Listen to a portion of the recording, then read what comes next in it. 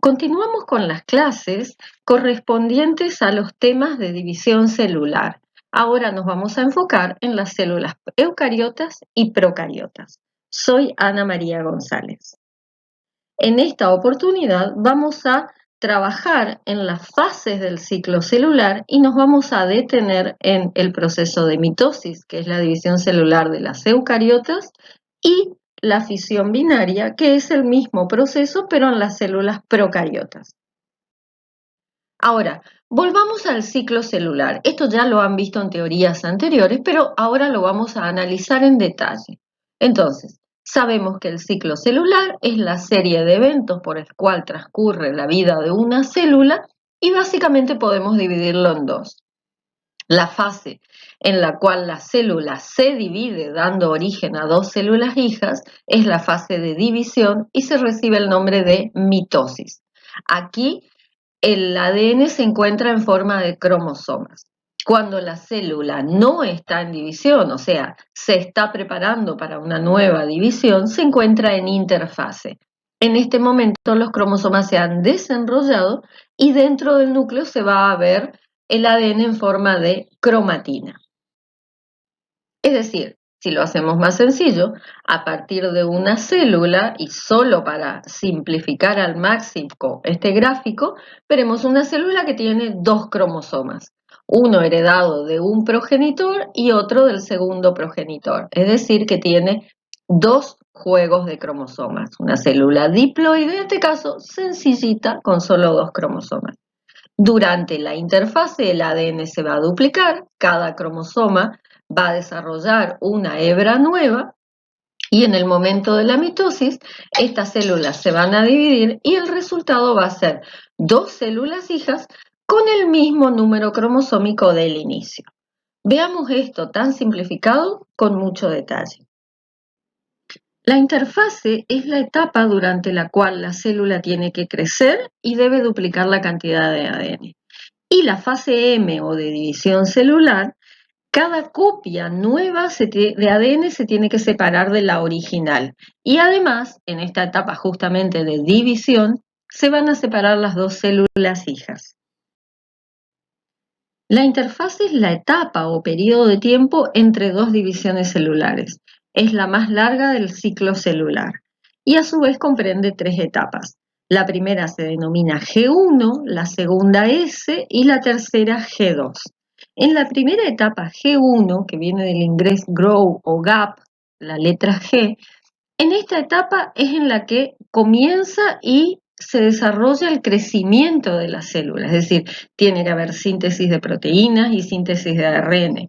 Es la etapa en la cual en la célula la eucromatina está muy activa.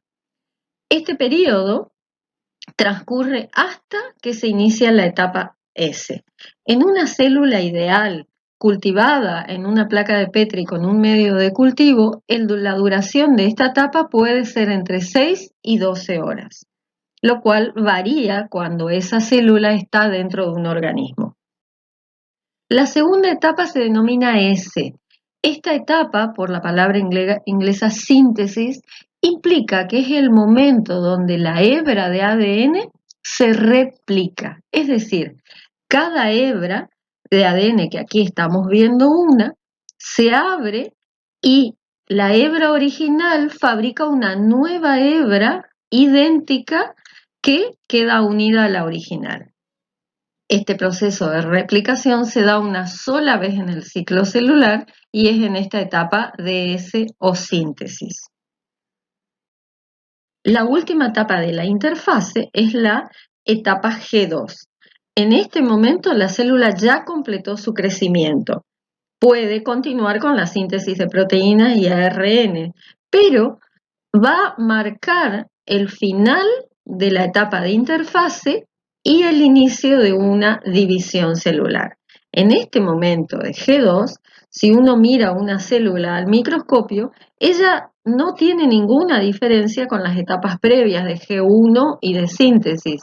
Es decir, se ve la envoltura nuclear y la cromatina dispersa. Sin embargo, si analizáramos este núcleo con microscopía electrónica de transmisión o con técnicas que midan o pesen la cantidad de ADN, veremos que en la etapa G2 la cantidad de ADN es el doble que en la etapa G1. ¿Por qué? Porque en la etapa S se duplicó cada hebra de ADN. La mitosis, entonces, es la etapa M en la que el material genético se va a dividir. Esta etapa M tiene a su vez dos fases, la mitosis propiamente dicha y la citocinesis. Mitosis se podría entender como la división del núcleo y citocinesis la división del citoplasma. Entonces, si resumimos hasta aquí, vemos que la interfase tiene 3 etapas y la mitosis se va a dividir en otras que veremos más adelante. Pero si prestamos atención a la forma y características que va teniendo el núcleo en cada una de estas etapas, vemos que en G1, S y G2 el núcleo es perfectamente reconocible y en su interior el ADN está condensado en estado de cromatina. Partes más claras serán la eucromatina y partes más oscuras serán la heterocromatina.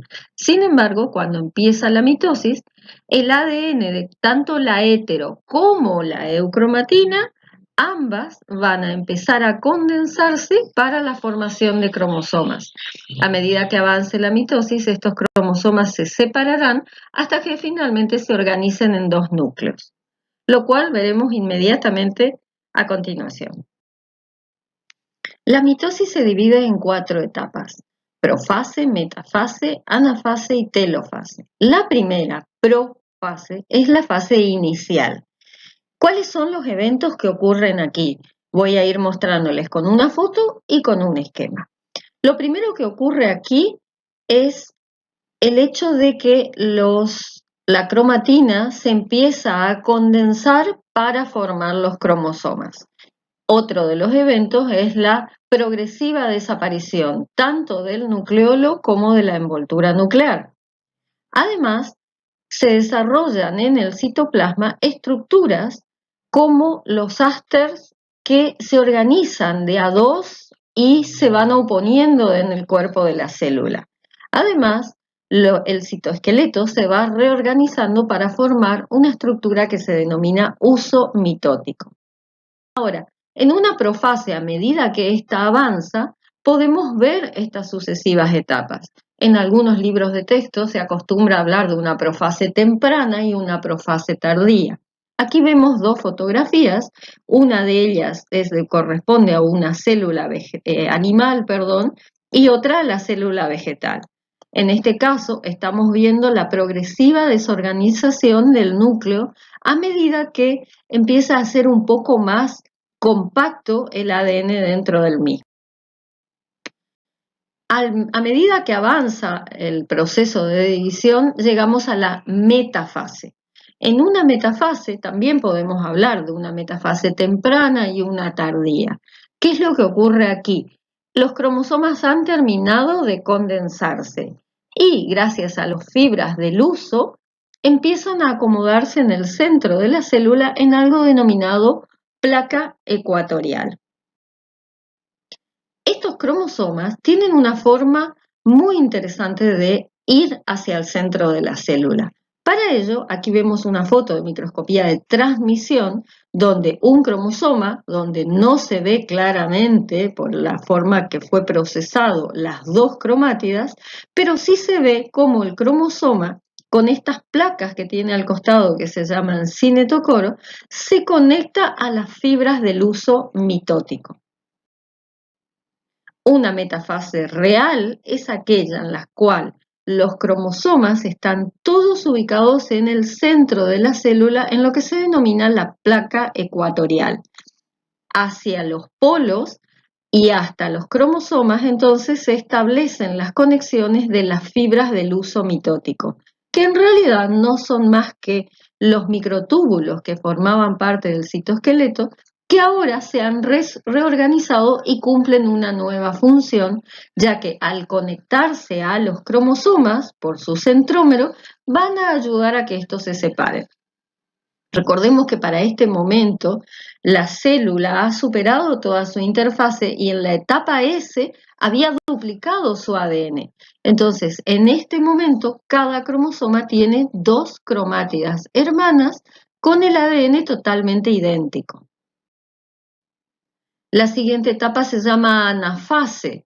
Aquí la presión que ejercen las fibras del huso mitótico sobre el centrómero rompen esta estructura. Entonces las dos cromátidas hermanas se separan y empiezan a migrar desde el ecuador hasta los polos de la célula. Al tener este movimiento migratorio hacia los polos, estas cromátidas hermanas ahora pasan a llamarse cromosomas hijos. Genéticamente son idénticas las dos partes y tienen típicamente esta forma de B corta cuando son vistas al microscopio. Esta separación de las cromátidas entonces se ejemplifica aquí con un esquema. Esta sería una metafase, solo se han representado las fibras del huso y aquí se puede ver cómo esas fibras llevan a las cromátidas, ahora cromosomas hijos, hacia los... Esta es otra vista de este mismo proceso. Lo que antes eran cromátidas, ahora entonces pasan a ser nuevos cromosomas. Esta fotografía se ha realizado con una tinción especial, se ve al microscopio óptico, en la cual los cromosomas, gracias a su ADN, se han teñido de color azul casi negro, en tanto que los microtúbulos, que ahora son las fibras del huso, se han teñido de color rojo. Una vez que los cromosomas hijos han migrado a los dos polos, estamos en la última etapa de la división del ADN. Esta se denomina telofase y en realidad es como si fuese la profase al revés. Es decir, ¿aquí qué ocurre?